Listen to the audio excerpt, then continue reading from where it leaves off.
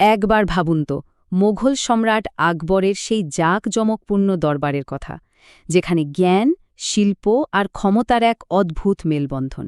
আর এই রাজসভার ঠিক মাঝখানে ছিলেন ৯ জন বিশেষ মানুষ, যাদেরকে আমরা চিনি নবরত্ন নামে। তাদের ঘিরে আছে কত গল্প, কত কিংবদন্তি। বলা হয় তাদের ক্ষমতা নাকি ছিল প্রায় জাদুর মতো। কিন্তু এই সব গল্পের আড়ালে আসল সত্যিটা কি? আজকের এই আলোচনায় আমরা ঠিক এটাই করার চেষ্টা করব। ইতিহাস আর লোককথার মধ্যেকার ওই পাতলা পর্দাটা একটু সরিয়ে দেখব। আমরা খুঁজে বের করার চেষ্টা করব আকবরের এই ৯ জন পরামর্শদাতা কি সত্যিই জাদুকরী ক্ষমতার অধিকারী ছিলেন, নাকি তাদের আসল প্রতিভাটা ছিল আরও অনেক বেশি বাস্তব আর প্রভাবশালী। চলুন সেই রহস্যের দুনিয়ায় ঢোকা যাক। যে গল্পগুলো আমরা শুনে বড় হয়েছি, তাতে নবরত্নরা ছিলেন সম্রাট আকবরের একটা ড্রিম টিম। বলা হয় সম্রাট নাকি নিজে এই ৯ জন সেরা প্রতিভাকে বেছে নিয়েছিলেন।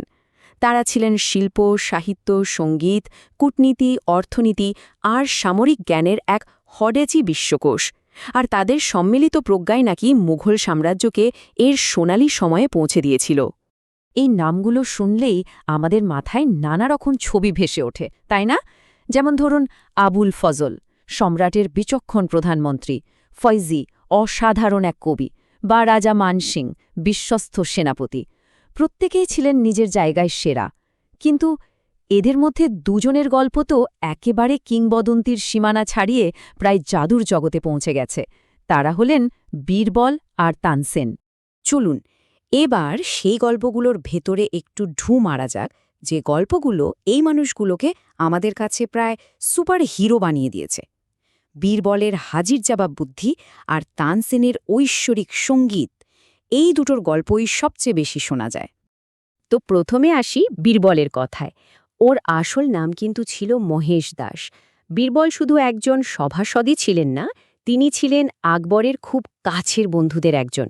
লোককথায় আমরা তাকে চিনি একজন কুইক থিঙ্কার হিসেবে। গল্পগুলোতে কি হয়, বারবার অন্য সভাসদরা তাকে হিংসা করে কঠিন পরিস্থিতিতে ফেলার চেষ্টা করে, আর বীরবল তার অসাধারণ বুদ্ধি আর রসবোধ দিয়ে প্রত্যেকবার তাদের বোকা বানিয়ে দেন। তার গল্পগুলো শুধু হাসির খোরাক যোগায় না, বরং তীক্ষ্ণ বুদ্ধিরও এক দারুণ উদাহরণ। আর এরপর সঙ্গীতের সম্রাট মিয়া তানসেন। ভারতীয় শাস্ত্রীয় সঙ্গীতের ইতিহাসে তিনি এক কিংবদন্তি। কিন্তু তাকে নিয়ে যে গল্পগুলো চলে আসে, সেগুলো শুনলে অবাক হতে হয়। বলা হয় তার সঙ্গীতের মধ্যে এমন এক শক্তি ছিল যা প্রকৃতির নিয়মকেও নিজের সুরে বেঁধে ফেলতে পারত। তানসেনকে নিয়ে সবচেয়ে মশহুর গল্পটা হল রাগ দীপকের। শোনা যায় একবার দরবারে তার বিরোধীরা সম্রাটকে উস্কে তাকে এই রাগ গাইতে বলেন।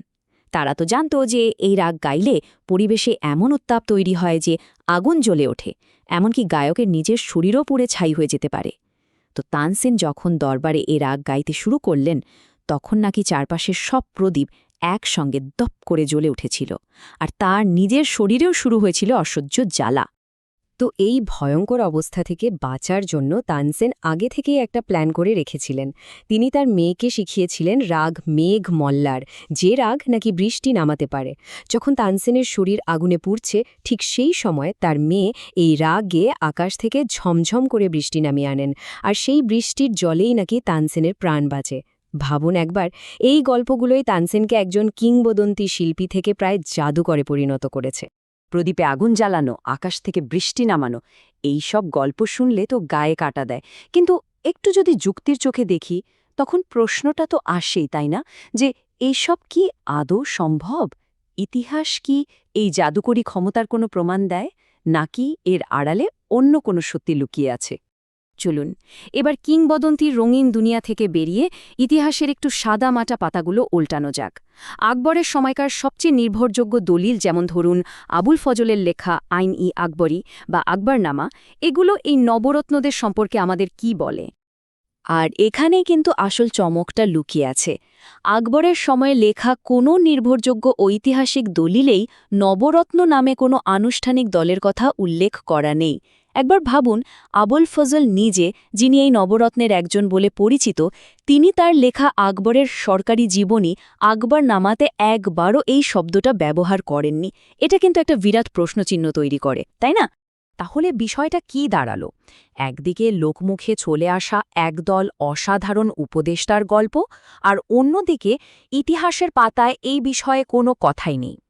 এর থেকে মোটামুটি এটাই বোঝা যায় যে আকবরের দরবারে অনেক জ্ঞানীগুণী মানুষ অবশ্যই ছিলেন, কিন্তু তাদেরকে আনুষ্ঠানিকভাবে নবরত্ন বা 9 জুয়েলস বলে কোনো সরকারি স্বীকৃতি দেওয়া হয়েছিল, এমন কোনো প্রমাণ কিন্তু ইতিহাসে নেই। ঐতিহাসিকরা মনে করেন এই নবরত্ন এর কনসেপ্টটা আসলে আরও অনেক পুরনো। প্রাচীন ভারতের কিংবদন্তি রাজা বিক্রমাদিত্যের দরবারেও নাকি 9 জন রত্ন ছিলেন, যার মধ্যে কালিদাসের মতো মহাকবিও ছিলেন। ধারণা করা হয় আকবরের মৃত্যুর অনেক পরে তার শাসনকালকে আরও মহিমান্বিত করে তোলার জন্য বিক্রমাদিত্যের দরবারের আদলেই আকবরের সভাসদদের নিয়ে এই গল্পটা বানানো হয়, যা ধীরে ধীরে লোকের মুখে মুখে ছড়িয়ে পড়ে। বেশ, তাহলে যদি নবরত্ন বলে কোনো আনুষ্ঠানিক দল নাই থাকে, তাহলে এই মানুষগুলোর আসল পরিচয়টা কি ছিল? তাদের আসল অবদানটাই বা কী? চলুন এবার গল্পের জাদুকরদের মুখোশটা একটু সরিয়ে তাদের সত্যিকারের মুখগুলো চিনে নেওয়া যাক। তাদের আসল শক্তি কিন্তু জাদুতে ছিল না, ছিল তাদের কাজে। এই টেবিলটা একবার দেখুন, কি অসাধারণ একটা বৈপরীত্য! বীরবল, যাকে আমরা কেবল একজন রসিক সভাসদ হিসেবে চিনি, তিনি আসলে ছিলেন একজন কবি, আকবরের বিশ্বস্ত উপদেষ্টা এবং একজন দক্ষ সামরিক কমান্ডার। তানসেন ছিলেন একজন যুগান্তকারী সঙ্গীতশিল্পী, কিন্তু প্রকৃতির ওপর তার কোনো নিয়ন্ত্রণ ছিল না। আর মোল্লা দোপিয়াজা, ওন ব্যাপারটা তো আরও মজার। বেশিরভাগ ঐতিহাসিক মনে করেন এই চরিত্রটার কোনো ঐতিহাসিক অস্তিত্বই নেই। সম্ভবত বীরবলের বুদ্ধির সঙ্গে টক্কর দেওয়ার জন্য গল্পে তাকে তৈরি করা হয়েছিল। যেমন ধরুন রাজা টোডরমলের কথা। গল্পে তিনি শুধুই একজন উপদেষ্টা, কিন্তু ইতিহাসে তার আসল পরিচয় আরও অনেক বড়। তিনি ছিলেন আকবরের অর্থমন্ত্রী এবং মুঘল অর্থনৈতিক এর মূল স্থপতি। তার তৈরি করা ভূমি রাজস্ব ব্যবস্থা, যা দশালা সিস্টেম নামে পরিচিত, এতটাই কার্যকর ছিল যে তা মুঘল সাম্রাজ্যের কোষাগারকে বহু দশক ধরে স্থিতিশীল রেখেছিল। এটাই ছিল তার আসল জাদু, যা দিয়ে তিনি একটা গোটা সাম্রাজ্যকে সচল রেখেছিলেন। আর বীরবলের কথা ভাবুন, তার হাসির গল্পের আড়ালে লুকিয়ে আছে এক বীর যোদ্ধার পরিচয়। তিনি শুধু দরবারে বসে বুদ্ধিদীপ্ত উত্তরই দিতেন না, বরং যুদ্ধক্ষেত্রে সম্রাটের হয়ে সেনাবাহিনীর নেতৃত্বও দিতেন। আর সেটাই তার জীবনের শেষ পরিণতি ডেকে আনে। 1586 সালে আফগানিস্তানের ইউসুফজাই উপজাতিদের বিরুদ্ধে এক কঠিন সামরিক অভিযানে তিনি মুঘল সেনাবাহিনীর নেতৃত্ব দেন এবং সেই যুদ্ধেই বীরের মতো মারা যান। শোনা যায় আকবর তার প্রিয় বন্ধুর মৃত্যুতে এতটাই ভেঙে পড়েছিলেন যে তিনি বেশ কিছুদিন ঠিকমতো খাওয়া দাওয়া পর্যন্ত করতে পারেননি। তাহলে প্রশ্নটা হলো, সত্যিটা যদি এতটাই আলাদা হয়, তাহলে এই জাদুকরী গল্পগুলো তৈরিই বা হলো কেন? কেন ইতিহাসের চেয়ে কিংবদন্তি বেশি জনপ্রিয় হয়ে উঠল? এর পেছনে নিশ্চয়ই কোনো গভীর কারণ লুকিয়ে আছে। কারণটা হলো, এই গল্পগুলো শুধু আমাদের আনন্দ দেওয়ার জন্য তৈরি হয়নি, এগুলোর একটা উদ্দেশ্য ছিল। এই গল্পগুলো সম্রাট আকবরের শাসনকালকে একটা আদর্শ যুগ বা গোল্ডেন এজ হিসেবে প্রতিষ্ঠা করতে চেয়েছিল। এই গল্পগুলোর মাধ্যমে বোঝানো হয়েছে যে আকবরের দরবার ছিল এমন এক জায়গা যেখানে ধর্ম বর্ণ নির্বিশেষে সব সেরা প্রতিভারা একসঙ্গে মিলেমিশে কাজ করতেন। আসলে জটিল ঐতিহাসিক চরিত্র আর তাদের বিশাল কাজগুলোকে সাধারণ মানুষের কাছে সহজ, আকর্ষণীয় এবং মনে রাখার মতো করে তোলার জন্যই এই গল্পগুলোর জন্ম। আর ঠিক এভাবেই মুখে মুখে ঘুরতে ঘুরতে এই গল্পগুলো আমাদের সংস্কৃতির একটা অংশ হয়ে গেছে। ছোটবেলায় অমর চিত্রকথার কমিক্সে বীরবলের বুদ্ধির গল্প পড়ে আমরা বড় হয়েছি। টেলিভিশনে তানসেনের সঙ্গীত নিয়ে নাটক দেখেছি। এই চরিত্রগুলো এখন আর শুধু ইতিহাসের পাতায় আটকে নেই, তারা আমাদের সাংস্কৃতিক নায়ক হয়ে উঠেছেন। তাহলে শেষ পর্যন্ত আকবরের দরবারের এই রত্নদের আসল জাদুকরী ক্ষমতা কী ছিল?